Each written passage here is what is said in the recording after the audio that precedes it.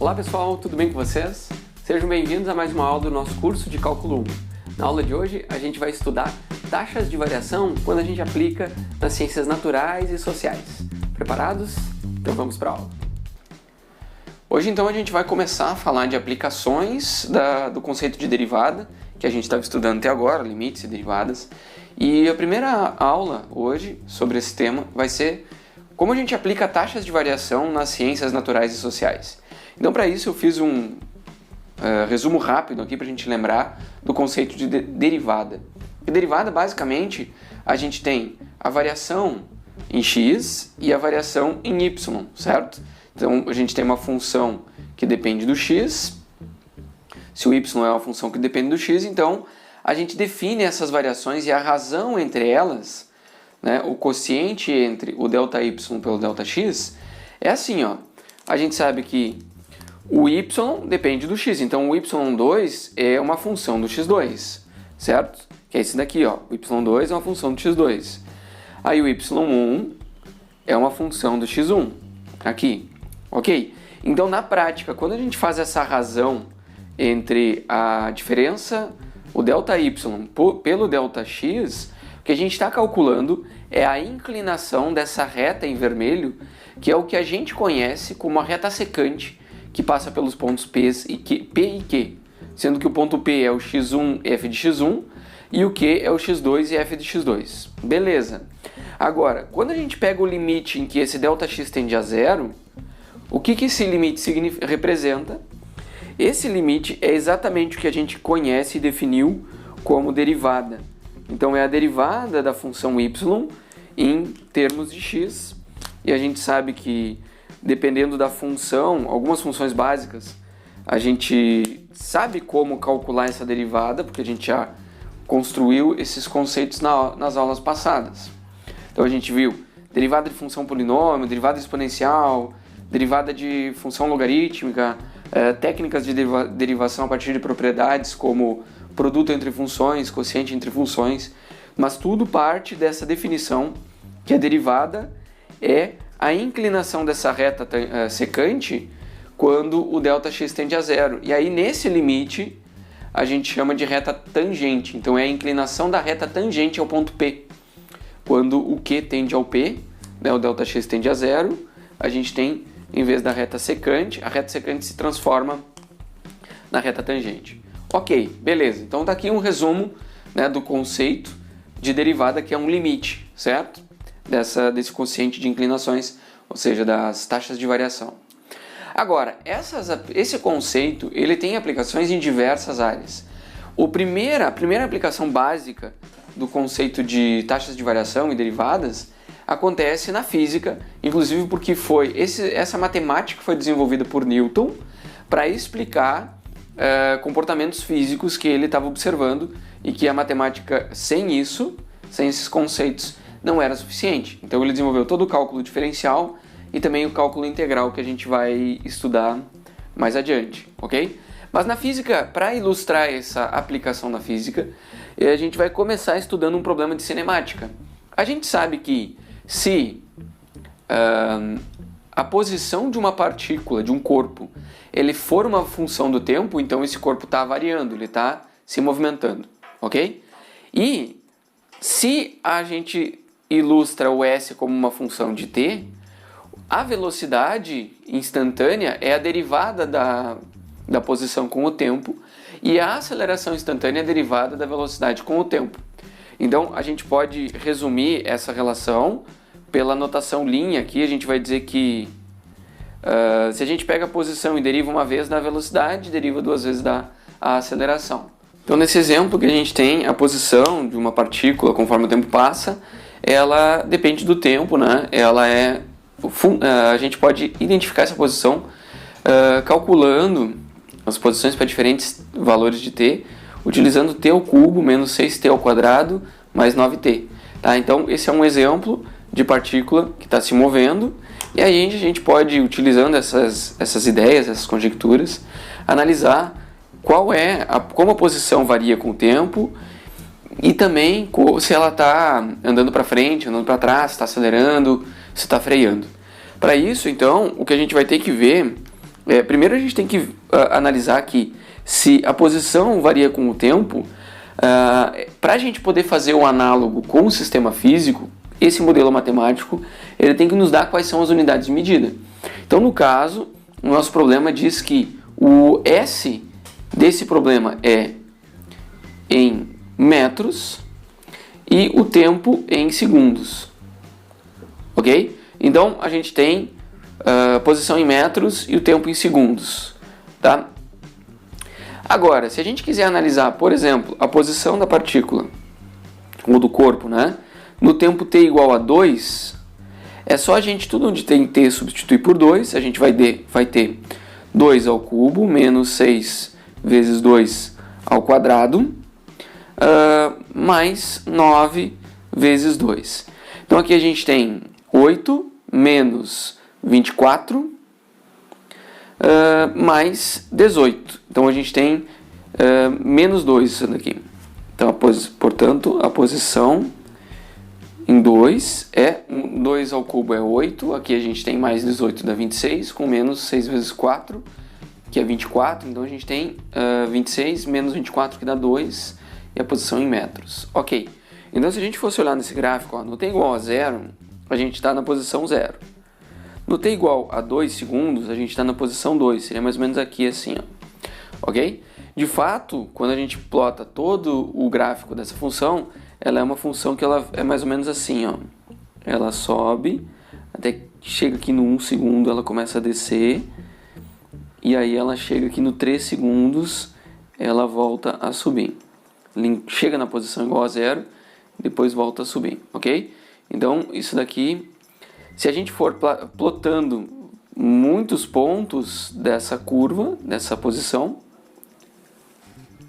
a gente vai ter a curva que indica a posição conforme o tempo passa. Então ela vai para frente, chega lá nos 5 em 1 segundo. A gente pode até ver que em 1 segundo a gente tem 1 menos 6, que é menos 5, mais 9. Então ele, na verdade, não chega no 5, ele chega no 4 aqui, ó. Então ele vem aqui até o 4. Ok? Então aqui, ó, ele não chega nem no 5. Mas a gente pode ver mais informações sobre, por exemplo, se ela está indo para frente ou para trás, calculando a velocidade. Então a gente pode fazer o v de t como sendo a derivada da posição conforme o tempo passa. E a derivada do t ao cubo é 3t ao quadrado, menos 6 vezes a derivada do t ao quadrado, fica menos 12t, mais 9, a derivada de 9t fica 9, aqui. Então agora a gente tem uma função que descreve a velocidade da partícula. A gente pode ver, por exemplo, no s igual a 2. Se a gente for no s igual a 1 segundo aqui, ó, que ele está na posição 4, a gente tem aqui 1 menos 12 mais 9. Isso daqui então dá, aliás, 3, né? 3 mais 9 dá 12, menos 12, isso daqui dá 0. Então aqui, ó, a gente tem a velocidade igual a 0. Eu até vou fazer aqui em vermelho, ó, ele está igual a 0. Por outro lado, quando t é igual a 0, a velocidade é 9, é lá em cima, ó. É aqui em cima. Então ela tem... ela vai ter mais ou menos essa forma aqui, ó. Ela é uma parábola, tá? Aqui a gente vê que a velocidade é 0, aqui é 0, porque a inclinação é 0, né, a derivada. E então nesse ponto aqui a velocidade vai passar por aqui. E a gente teria que ver como é que é a velocidade aqui em... Vamos ver como é que é a velocidade aqui em 2. Ó, posição, velocidade em tempo igual a 2 segundos, para a gente entender melhor essa curva. Então a gente tem 3 vezes 2 ao quadrado, menos 12 vezes 2, mais 9. Aqui vai dar 3 vezes 4, que é 12, menos 24, fica menos 12, mais 9, isso daqui dá menos 3. Então a velocidade em 2 segundos, ela é menos 3, e a velocidade então é em metros por segundo, porque é posição por tempo, então metros por segundo, ok? Então aqui, ó, ele vai até no -3 lá, aqui embaixo. Vou fazer em vermelho. Mais ou menos por aqui e volta para cima.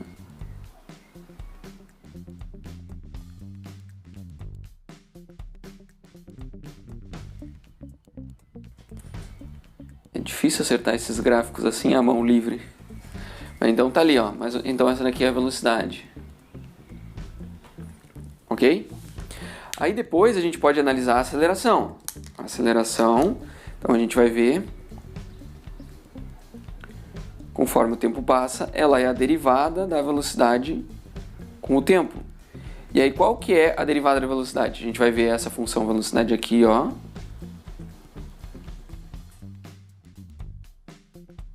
Tá? Então a gente olha qual que é a função que descreve a velocidade. Vamos derivar, fica 6t menos 12. Então a gente vê que ela é uma reta, certo? Então eu vou destacar aqui, ó. Posição, velocidade e aceleração. Aqui. E aí a aceleração em t igual a 0 fica menos 12. Então a gente vê que ela parte aqui do menos 12, aqui embaixo, aonde a velocidade é mínima aqui, ó, em t igual a 2. Vamos ver como é que fica o t igual a 2. Bom, a gente sabe que a aceleração em 0 vai lá no menos 12. Em 2,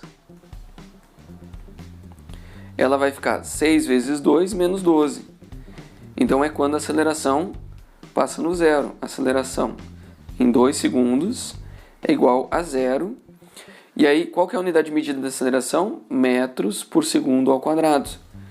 Porque a gente tem aqui, ó, metros por segundo e ainda divide por segundo, fica metros por segundo ao quadrado. Ok, então a gente tem 2 pontos e esses 2 pontos nos permitem, acho que eu vou fazer em preto, e como ela é uma reta, eu vou usar minha régua aqui, ó. Com 2 pontos, a gente aqui, ó, em t igual a 2, ela passa no zero. E aqui a gente tem menos 12. Então a gente vai ter esses 2 pontos aqui fazendo uma reta. Ok? E essa daqui em preto é a aceleração. Ficou apertado. É o A de t. Tá? Então aqui está um belo exemplo de como a gente usa derivadas para obter posição, aceleração, velocidade de uma partícula com um movimento descrito por uma função de tempo. Ok? Então, na física a gente pode aplicar para diversas coisas, muitas aplicações mesmo. Mas a mais notória, a primeira que a gente lembra, é a da cinemática aqui, com posição, velocidade e aceleração.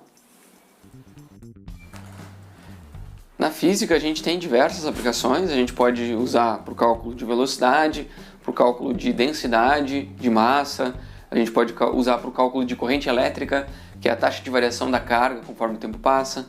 A gente também pode utilizar derivadas para calcular potência, que é a taxa de trabalho realizado por tempo, né, em cada segundo.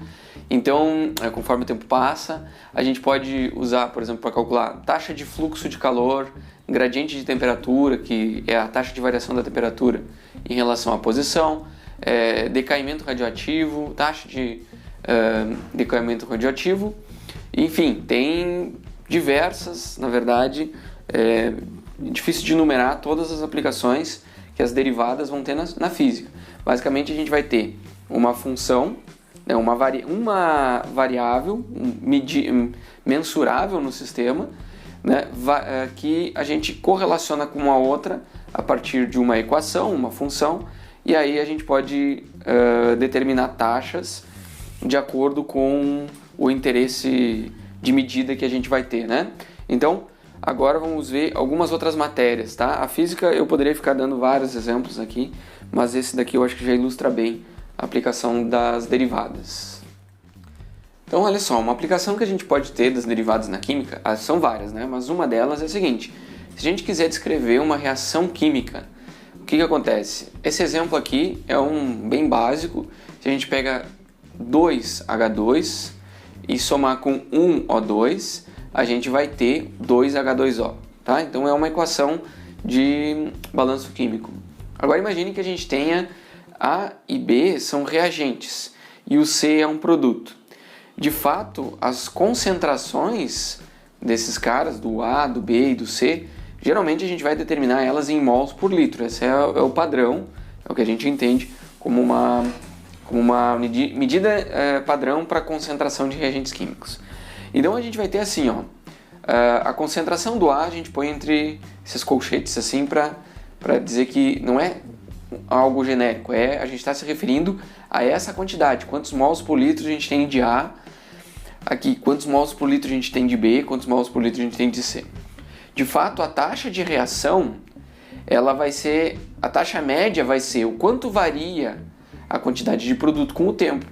E como o produto é algo que está aumentando, né, por definição do sentido da reação, né, a gente imagina que essa taxa de reação vai ser positiva para o C.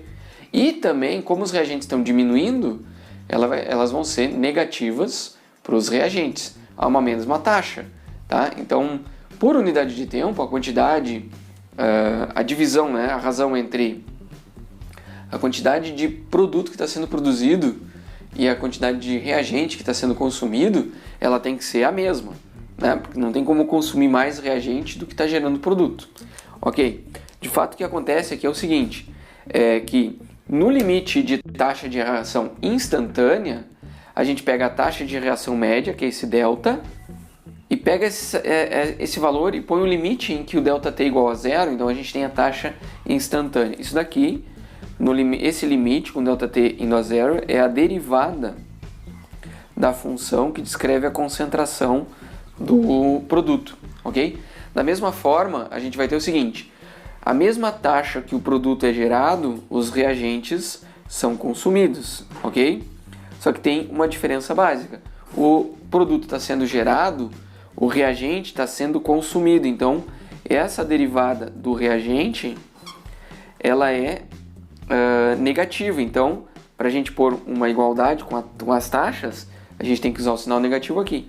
E também é a mesma taxa com que o reagente B está sendo consumido, ok? Essa relação aqui de taxas, ela é dessa forma, porque a gente está pegando uma relação direta, né?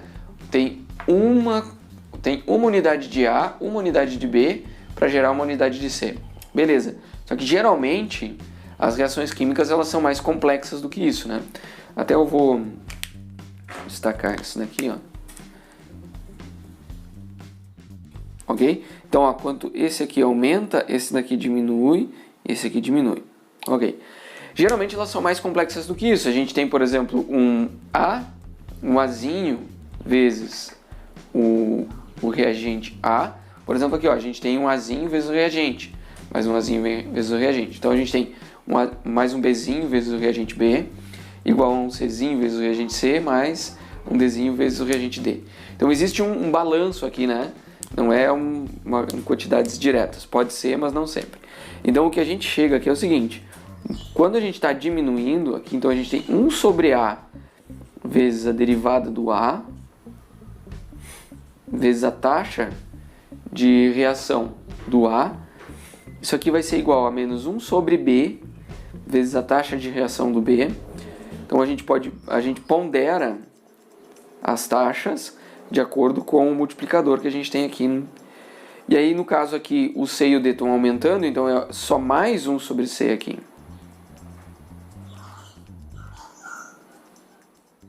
E aqui também é mais 1 sobre D. Tá? Então a gente relaciona as derivadas das funções de concentração dessa forma. Tá? É uma aplicação de derivada. Claro que tem várias outras. A gente pode fazer fluxo de calor, fluxo de pressão numa reação química, enfim. Né? Na termodinâmica. Agora, a termodinâmica que a gente aplica como físico-química aqui, né?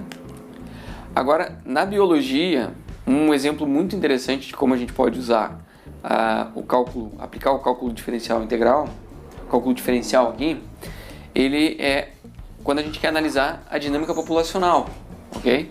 Então imagine o seguinte, quando a gente quer analisar a dinâmica populacional, a gente vai chamar de N uma função de T que é o número de indivíduos, ok?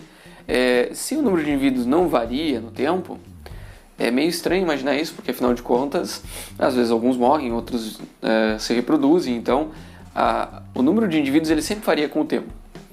Só que a gente vai analisar a função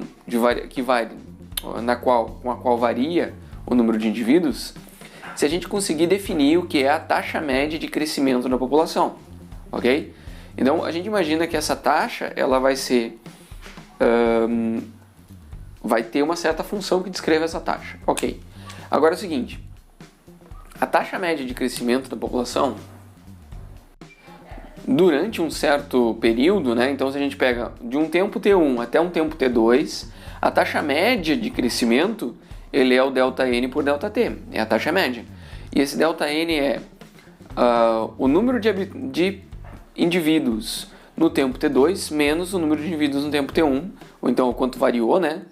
Ele pode ter aumentado ou pode ter diminuído, dividido pelo tempo, pelo intervalo de tempo que passou. Aqui é sempre positivo, porque o tempo só tem um sentido. Ok.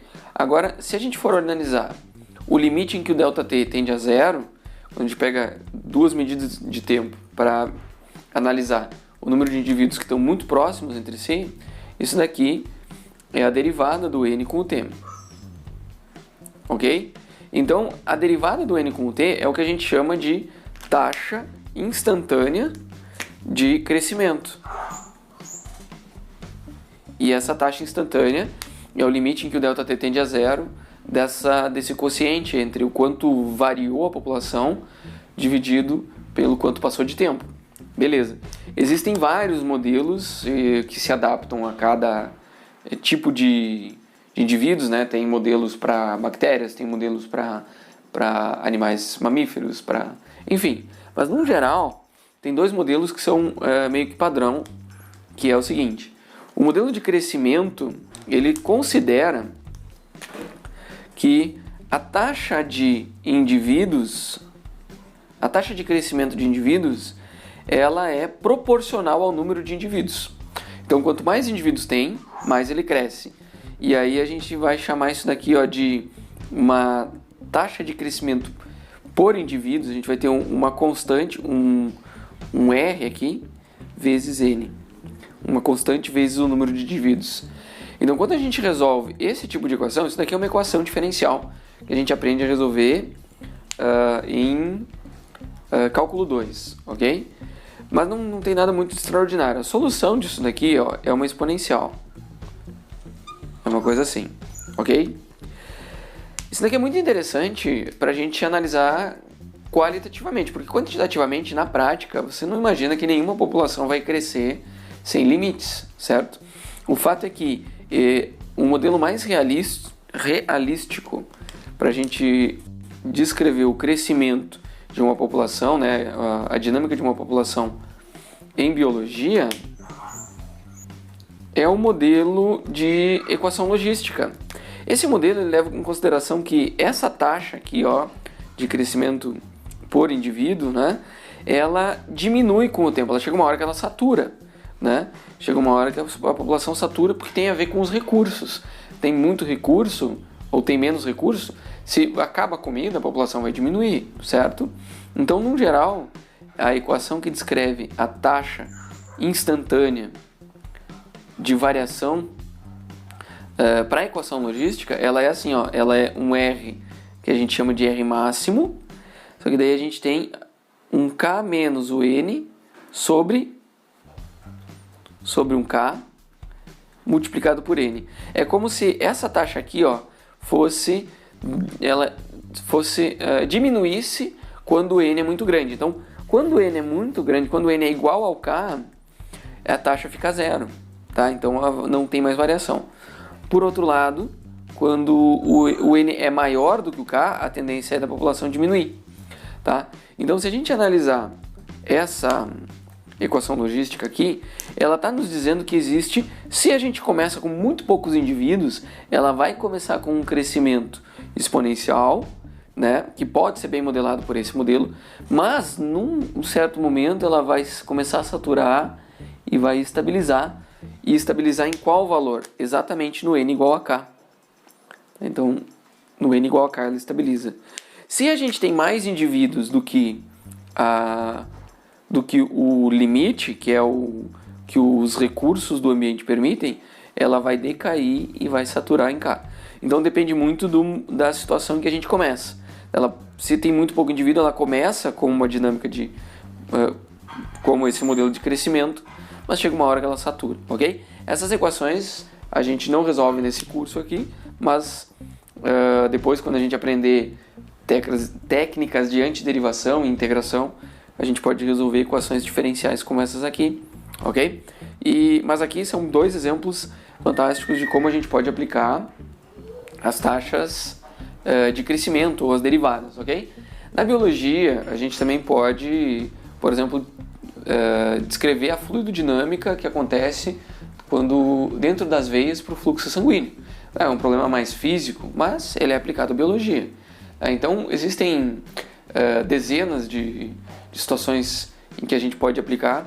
Por exemplo, quando o citoesqueleto da célula está se alterando e aí a polimerização do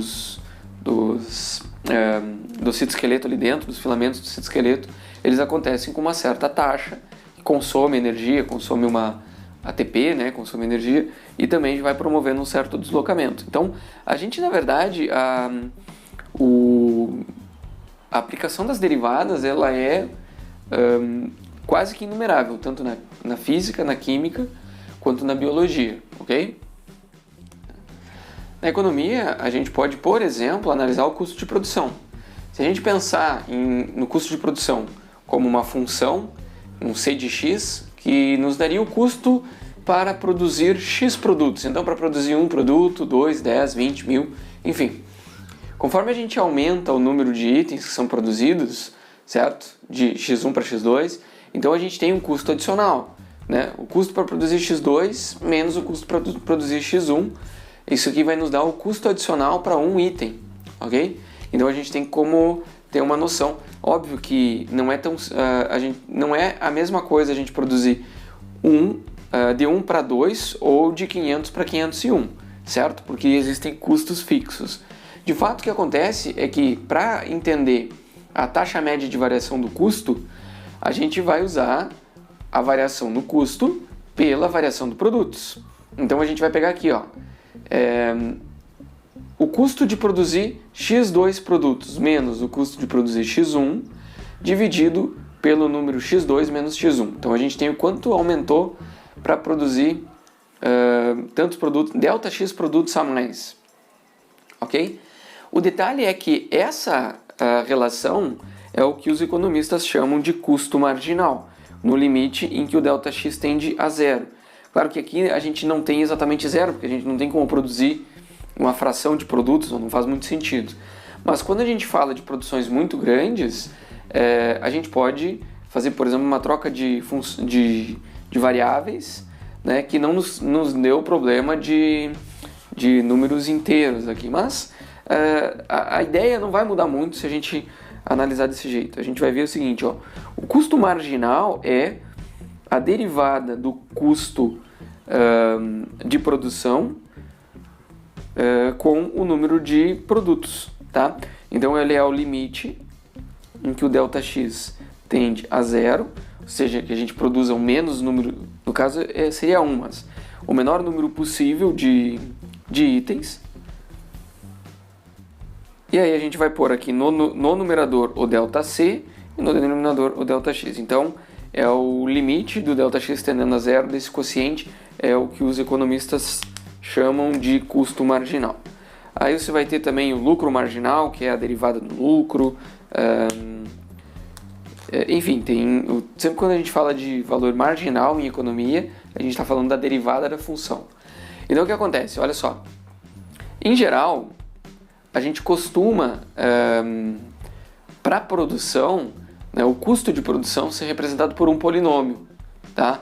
E um polinômio vai ter mais ordens quanto forem necessárias para a gente ter mais precisão na definição desse custo, ok? Mas de fato, quando a gente pega o custo, a gente tem os custos fixos, que não vão mudar. Não importa o valor de produto, quantos produtos a gente vai produzir, o A, que é o custo fixo, vai ser o mesmo, certo? Então você soma aluguel, soma várias custos indiretos, do tipo aquecimento, manutenção, enfim. Então os custos fixos não mudam, não importa se produz mais ou menos. Aí você tem o B, ele pode estar representando, por exemplo, o custo de matéria-prima, que ele é proporcional. Para produzir 2 itens, tu usa o dobro do que para produzir 1, então a gente usa BX. Agora, os coeficientes dos itens de ordem superior aqui, do polinômio, eles podem estar associados, né? A gente pode usar esses coeficientes para representar os custos de mão de obra.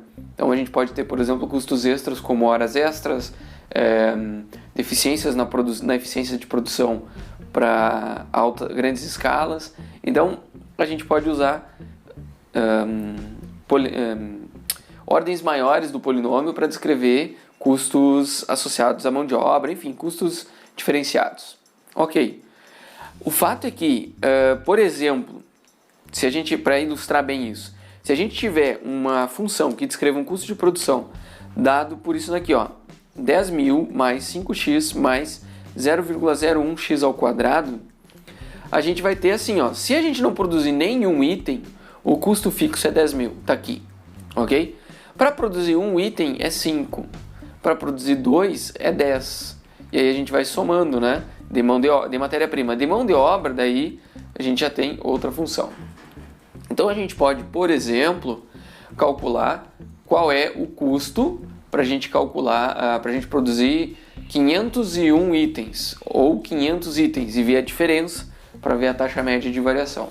Mas a gente pode calcular o custo marginal como sendo a derivada dessa função C. Então a gente tem o 10.000 desaparece, a gente tem 5 mais 0,02x. Então o custo marginal ele aumenta linearmente nesse caso com o item. Então para a gente produzir um item, se a gente só produziu um, é um a mais, então a taxa de variação aqui seria para 1 aqui seria 5,002. Então a gente já tem um custo grande. Então a gente está diluindo o custo fixo no produto.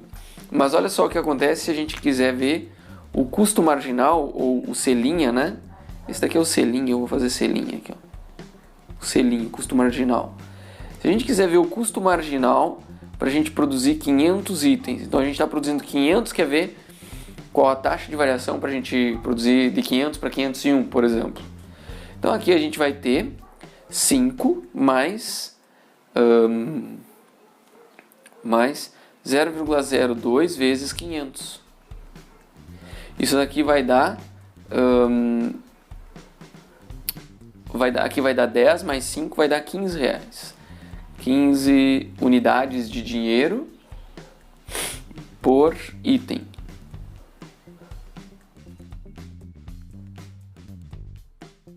Tá, geralmente a gente faz ao contrário, né? Põe o dinheiro na frente. A gente põe aqui, ó, unidades de dinheiro, 15 por item. Ou seja, essa daqui é a taxa, então é 15 para cada item a mais que a gente vai produzir depois que já produziu 500, ok? Então, o fato é que se a gente fosse analisar o custo real para produzir 500 e a unidade, a 501ª unidade,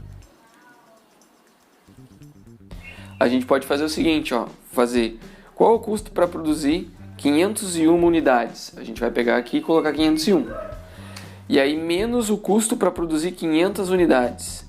Então aqui essa diferença vai dar exatamente o custo para produzir a unidade 501 com essa função. Então a gente vai ter aqui, ó, quando a gente aplica 501 aqui, a gente fica com 10.000 mais 5 vezes 500 mais 501 aqui, né? Mais 0,01 vezes 501 ao quadrado. Esse aqui é o custo para produzir 501 unidades, é o custo total, né? Aí a gente vai subtrair daqui o custo para produzir 500. Então a gente tira o custo fixo, né? Aí a gente vai ter aqui, ó, mais 5 vezes 500, mais 0,01 vezes 500 ao quadrado. Se a gente faz essa conta aqui, a gente vai ver que o custo dele aqui, ele é 15,01 reais, unidades de dinheiro, né? Então o item 501, especificamente esse item, custou 15,01, ok? Só que ele só custou isso porque teve todo um processo de produção. Olha só, quando a gente fez a derivada e o custo marginal, ele nos informou que aqui a gente teria um aumento de mais ou menos de exatamente 15 reais por item. Então olha só como elas são próximas.